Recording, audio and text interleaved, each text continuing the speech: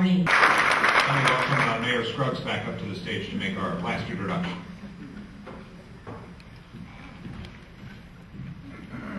Well, thank you. I have the privilege and the honor and the pleasure of introducing the governor of the state of Arizona. As we all know, Janet Napolitano was elected governor in 2002, and I have to tell you, from working with her personally, she is a woman of incredible energy. She will run down the youngest and the strongest of any of you. She's a person whose depth and breadth of knowledge is absolutely amazing. I know in my job, I probably deal with 10 or 12 different topics in any given workday. She probably deals with 50 or 60. And she's a person of extreme good humor. But what I would like to say is to talk about her extraordinary support for cities and towns since she has been governor. Early on, she pledged her support to cities and towns, and she has not wavered from that once. And why is this important? Probably about 90% of the people that live in the state of Arizona live in an incorporated area, except for Tom over there who lives in Sunset. But anyway, most live in an incorporated area, a city or a town. About 60 to 65% of all the residents in the state of Arizona live in Maricopa County, in the cities and towns in Maricopa County. So it's extremely important to have a governor who understands the obligations and responsibilities of cities and towns to provide services to the citizens who live in those cities and towns and who expect these services. And Governor Napolitano has done that quickly. Let me just name 3 areas that she has been so strong and why I appreciate her as a mayor very, very much. Most of all was her going to bat for us in previous years, but especially in this past year, on the issue of state shared revenues. This is a manner of how cities and towns share revenues collected every time we buy something at the store. We pay the 5% state sales tax, we pay income tax, or we get our vehicle license renewed. Since the 80s, there have been voter-approved formulas by which that revenue is shared with cities and towns. That pays for those firefighters in the back of the room, pays for police officers, libraries, parks, everything that you expect in your city and town. Those revenues have been under constant attack, and especially this past year. And Governor Napolitano was true to her word. She stuck up for us, and she helped us in every single way. There have been attacks on our ability as cities and towns to be able to regulate zoning. What happens in your city and town? Many of you, I've seen you at council meetings, you have very definite ideas about how you want your city and town to develop, the quality of housing you want. There was a piece of legislation this past year, started out actually by Flagstaff and other cities where the price of housing has gotten so out of control that people that have occupations such as teachers, nurses, police officers can no longer afford houses. So a piece of legislation like that was taken and turned into legislation that would have restricted all cities and towns' ability to have any sort of housing standards. You would not have liked that had that gone through. And Governor Napolitano vetoed that bill. And lastly, very dear to all of us, is our concern for Luke Air Force Base and for all of the military installations in Arizona, but most especially Luke Air Force Base, which is critical to our nation's defense. She's been with us since the beginning. She has instituted a special commission that is working to preserve military missions in the state of Arizona, and she has been absolutely resolute in her support for Luke Air Force Base. She also hates long introductions, so she's back here right now thinking about how she's going to get even with me. But now it is my pleasure, my privilege, and my honor to introduce Governor Janet Napolitano.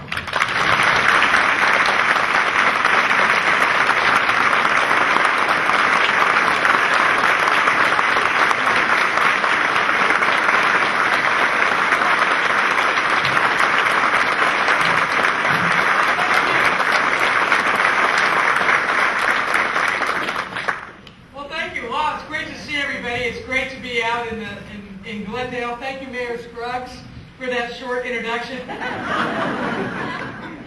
But we have been doing a lot together because Arizona is only as strong as the communities that are within Arizona, and as we seek to move Arizona forward on so many fronts, on the education front, on the jobs front, on being stewards of our land, our water, our forests, and all that, as we look toward the future of Arizona, not just short term but long term.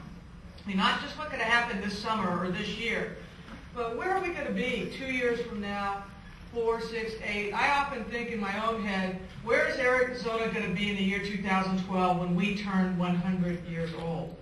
You know, our population will be significantly larger. Most of the population will be concentrated in the cities of the state, in a corridor from Yavapai County to Maricopa Canal down to Pima.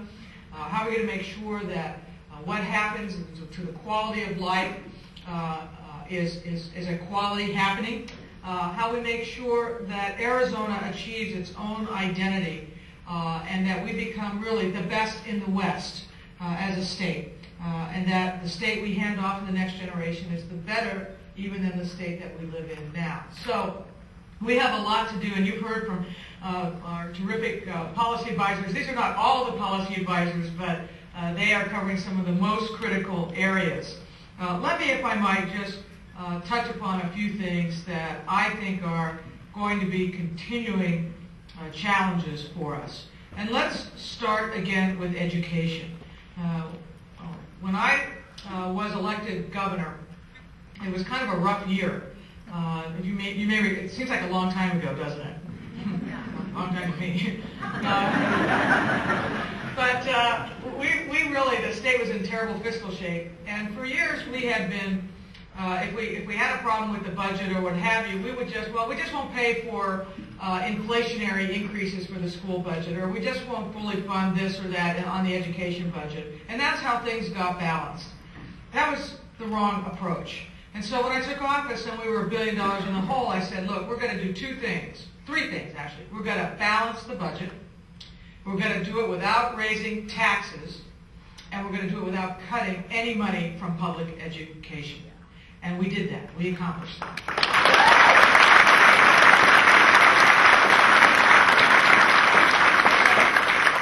We have so much more to do. You've read, no doubt, about the continuing effort to have all-day kindergarten universally available for every child.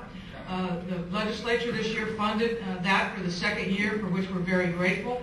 But we have 3 more years to go until it's universally available. And I will tell you, when you live in a state, as we do, where the fastest growing group are 0 to 5-year-olds, getting them into an academic program a year earlier makes so much sense. It is a smart investment for Arizona. We're going to continue to keep that fight up.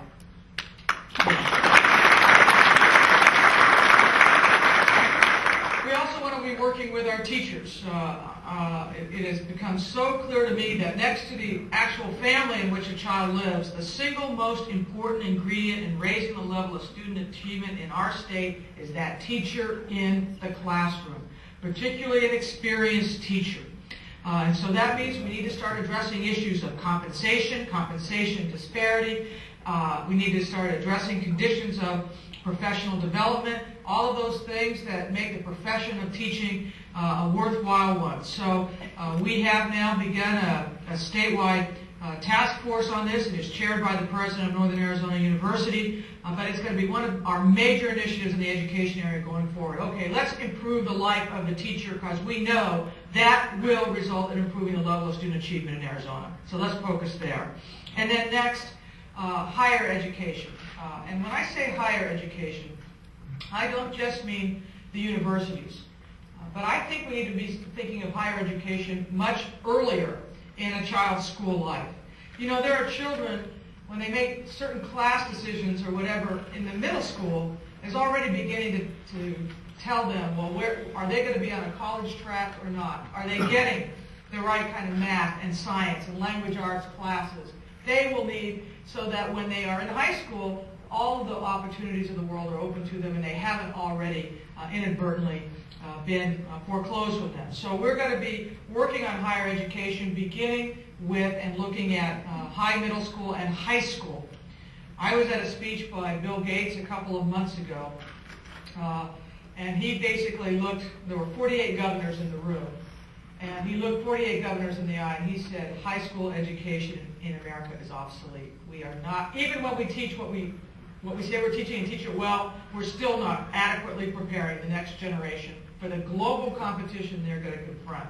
We're going to take that challenge on in Arizona. Arizona kids deserve every opportunity in the world. We want to make sure we prepare them for it. And then our universities and community colleges, again, it's all about raising expectations. Quality public education, and getting out of the dialogue about what are we going to do to reduce the dropout rate.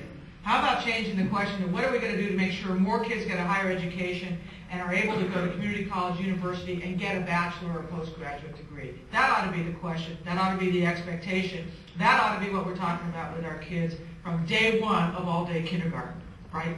With the expectations set high. So I'm very excited about that.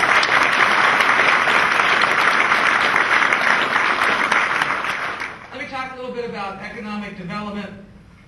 Because that is so key, because education means workforce, workforce means economy, economy means jobs, and I mean good jobs. We all know that in Arizona, our unemployment rate has always been pretty decent, particularly compared to the national average, but our income level is only 85% of the national average, right? So, what do we need to do? We need to be raising the level of income for Arizonans. And one of the ways you do that is by having a highly educated workforce. That has a direct relationship to the wage level that people get. So as we focus and invest in education, we always have in mind what are the jobs and job opportunities that are going to be made available. And we've seen some great things in the last year, some great developments, more high-tech companies moving in here, more defense-related industry coming into Arizona. But we need even more of that. And I will tell you, having gone out and tried to and talked to businesses and so forth about either staying in Arizona or moving to Arizona, this is a very, very competitive marketplace. One of the things I'm pleased to, again, congratulate the legislature for in the last session is we passed a package of business tax cuts. Many aimed at small business, which are the vast majority of businesses in Arizona, by reducing the property tax for businesses. But we also passed a bill to encourage investment in new and startup companies, and that will help us. And we also passed a bill it's called Sales Factor. What it really means is if it rewards companies for bringing their manufacturing plants into our state if they sell their goods out of our state. Because if you sell a good out of Arizona, you're bringing new money into Arizona, and that helps you with your economic growth. So a very, very good business tax plan that passed this year, and I think it will do us all very, very well. Let me just touch on one other area. I know you've heard about Department of Economic Security, what we're doing in there, and Homeland Security. But I want to talk about, pause just a moment on Homeland Security and what I think remains one of our ongoing challenges. It's so easy to take things for granted. It's been a couple of years since 9/11. Nothing really has happened. But my friends, something could always happen. And we have to be in an ever-vigilant state of preparedness. We have one of the few 24/7 statewide intelligence offices, operations going. It combines local law enforcement with state, with federal. We are constantly practicing and exercising Homeland Security scenarios so that if something were to happen, we would already have in place who does what, when, and where. So hopefully to keep confusion to a minimum. We did one about 6 weeks ago, John, correct me if I'm wrong. It was myself and key members of the cabinet. It was on a Saturday. It was an exercise that was put on by the Federal Department of Homeland Security in conjunction with the Naval Intelligence Center. What they had done is they had prepared scenarios specific to Arizona, and they introduced them with film clips of fake news shows that looked really real. So all of a sudden you had the CNN guy coming on saying, you know, blah, blah, blah, this has happened. Well, the scenario ultimately evolved into a situation where a mysterious flu-like virus had been imported into Arizona across the border. And we know the border is a Homeland Security issue for us. and at the same time, a dirty bomb had been set off at a major shopping center in Scottsdale, not Glendale, by the way. I missed that. And you know, we were there, and they brought in then a panel of we would talk about what we would do, who would handle what, and so forth. And they had a panel of national experts then to critique us in our performance. Every citizen of Arizona has a role to play here. And I just want to say that if we keep Arizona secure, if we educate the next generation and provide work opportunities, great work opportunities for them, we will build that Arizona of 2012 that we all want to see. And that should be our vision, and that should be our goals. Thank you very much. Thank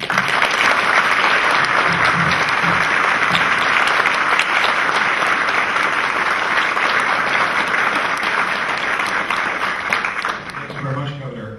We had on the seats where the folks came in some cards with questions, and so let's get started with some of the questions from folks here. Good. And on Homeland Security, but on a much more localized basis, we have a question that asks about crime. And when you're in a community like this, those kinds of issues are part of, I guess, what we view as Homeland Security, but just concern about getting a handle on crime, people, the questioner specifically feeling like that has an impact on their overall freedom, their concerns about crime. Well, in a little bit of my background for those of you who may not know, but I was the U.S. Attorney for Arizona for 4.5 years, and then was the Attorney General. Been working on crime issues for a long, long time. I think you have to address crime issues at several levels. One is crime prevention. And we know, for example, sometimes I wonder whether I go back to education too much, but you can't go back to it enough. Education is related to crime. Kids are in school. If they're succeeding in school, they stay in school. They stay in school, and they have after-school programs to go to. That affects your level of crime. So we need to focus on prevention. We also need to understand that a lot of the crime in Arizona is related to substance abuse. If you go into the inmate population in our state prison system, you will find the overwhelming majority of the inmates have either a drug or an alcohol problem, or most likely both. So when we talk prevention, we also need to talk about substance abuse prevention and early intervention. Because once they start going down the crime route, particularly the violent crime route, we get to the next level, which is you need to catch them, prosecute them, and incarcerate them if they've committed a serious crime, particularly a crime of violence. And that means you have to properly support your law enforcement personnel. They have to have the right number of officers, but the right kind of equipment and training to deal with the crime of today. And that also means that, lastly, you need to say, okay, what happens to the victim? What happens to the victim? When I became governor, I actually have a policy advisor in the governor's office specifically to deal with victims of crime and statewide approaches we can take to help people who have been the victims of a crime. And that has been very, very well received, and we've done some very innovative things in that arena. But prevention, early intervention, commit a serious crime, prosecute them, incarcerate them, and then you've got to deal with the victim. All right. A couple of questions about transportation, specifically mass transportation. Talk about long-term plans for mass transportation in the West Valley. Any thoughts you have? Well, I think it all goes into, and the mayor will correct me if I'm wrong, but we have the Maricopa Association of Governments. I see Supervisor Wilcox here. And that is really a conglomeration of all of the communities in the valley to look at a regional approach to transportation. I don't get directly involved in that too much because it's not, it's really particular to the region. I pay attention to it because I live in Maricopa County and I want to be able to get around too. But one of the things I would say to the community and elected leaders here is transportation is one of those issues that should be dealt with on a regional basis. And really look at how we need to move people to and fro, how we take some of the pressure off of the road system by doing some things to help people get out of their automobiles. That's not only a transportation issue, it's an air quality issue for us. And it really needs to be approached regionally. One last point to that, Carrie. Here, mass transportation or non-car based transportation is going to be important for us in Arizona for another reason. and that is that by the time we get to the year 2020, a quarter of Arizonans will be over the age of 60, and the fastest growing group of that will be 85-year-old plus individuals. We're trying to make it so that in Arizona people can stay in their homes as long as possible. Services will be home and community-based as opposed to driving people into nursing homes. But that means you have to address transportation in that area as well because people at certain ages are not able to drive. Joe had made mention that you were just in Casa Grande for the opening of a new facility, and part of that represented bringing a business from the United Kingdom here to Arizona. Talk about what difference it made, or what made the difference for that particular organization to decide to make Arizona the location. Yeah, I was in Casa Grande, Arizona for the opening of the Bull Moose Pipe and Fitting Company, which is a subsidiary of an English-based international conglomerate. The former head of that conglomerate is Lord Paul of Marylebone. I just want to say that. And when I went to the United Kingdom in November, I had dinner with Lord Paul. He's actually a member of the House of Lords, and we had dinner. They have a restaurant for the members of the House of Lords at the House of Lords. That was pretty cool too, by the way. But I talked to him about Arizona and the fact that we have a great workforce. We have great. We're very pro-business. We're very pro-job in Arizona. Lots of opportunity here, and that their employees could be here. There's affordable housing here. There are decent commutes here. All of the kinds of quality of life things that give us, I think, a competitive advantage. And they were, at that point in time, deciding where to place this plant, which now has several hundred employees, but will probably expand fivefold in the next couple of years. I mean, it's going to be a very large facility right in the middle of Pinal County. They were persuaded and came, and we opened the plant yesterday.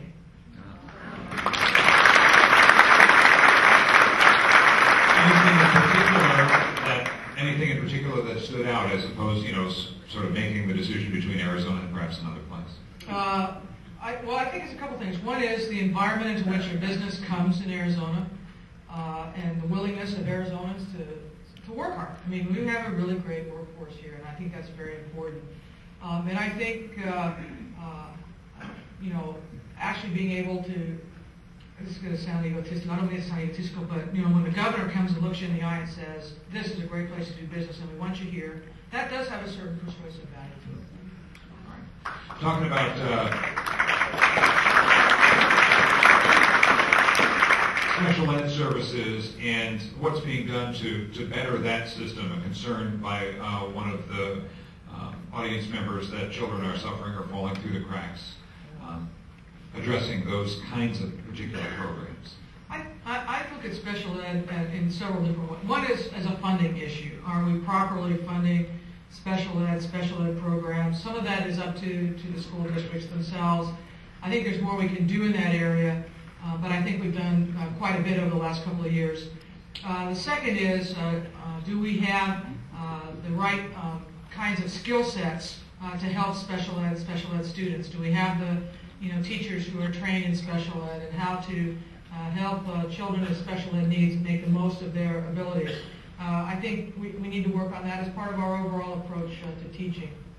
And then the third thing I think we need to be looking at is how do we provide support to families who have a special needs child, and what kinds of additional help do they need so they can succeed as a family unit and get some respite if respite is needed, know that there are some after-school things that would happen and so forth and so on. And there I think we're just in our infancy.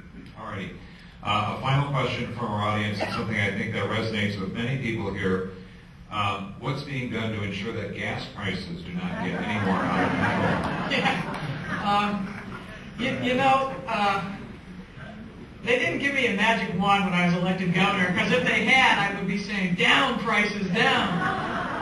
And what always amazes me about gas prices is they go up very quickly, and they come down very slowly.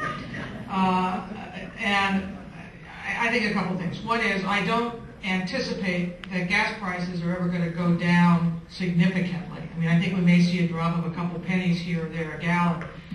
but when the world market price of a barrel of oil is $55, and the price of oil represents roughly 50% of the cost of a gallon of gasoline, there's a limit to what you can do.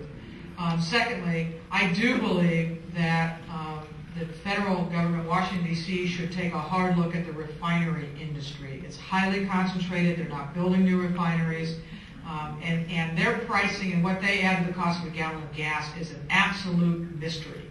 I saw this, I've seen this in the last couple of years, and it always strikes me, for example, in the spring, when we change from our winter blend fuel to the summer blend fuel, and there's always a huge price spike because of the change. And my response is, we've had that transition for years now. Why isn't that in your plan to prevent there having to be a spike every year?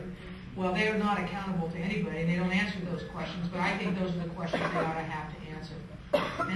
And the third thing is, I think that the price of gas is going to, this is the market now at work, and we can talk about mass transit, and we can talk about those things, but they really catch fire when gasoline gets expensive because people need to be able to get to school, to work, church, or what have you. And I think what we're going to have to do at the kind of public level is make sure that there are, as I said earlier, alternatives to the automobile available for Arizonans who need that kind of thing. So none of that decreases the price of gas. The first two explain the price of gas, and the third is one of the things we can do to help people accommodate that price increase. With that, let me just say again, Mayor, Carrie, and everybody who's here, thank you. Your being here today is a testament to your involvement in Arizona and in the city, and that is a great thing. And we will just keep working as hard as we can to make it better for everybody. Thank you.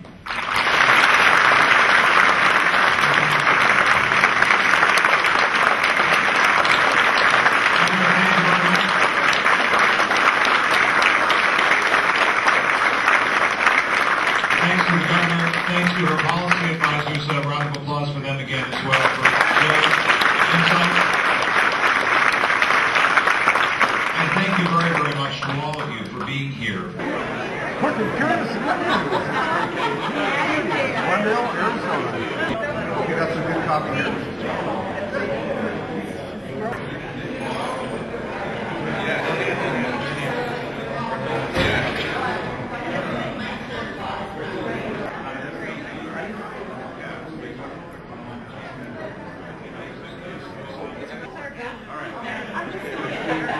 I think that just happened.